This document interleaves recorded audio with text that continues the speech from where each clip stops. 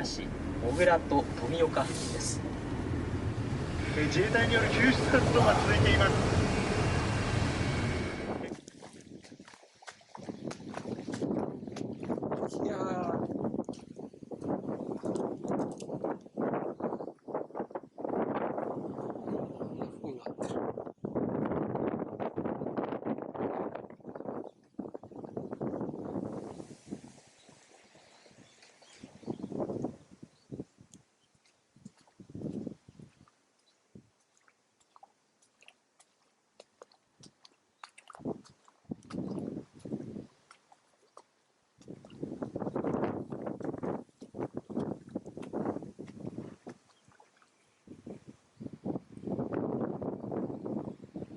ということですね。いやこれ全体上空嘘でしょ。千曲川さらに別なところでも発生している。これ上田市です。はい。これが千曲川の下の川を見ていきます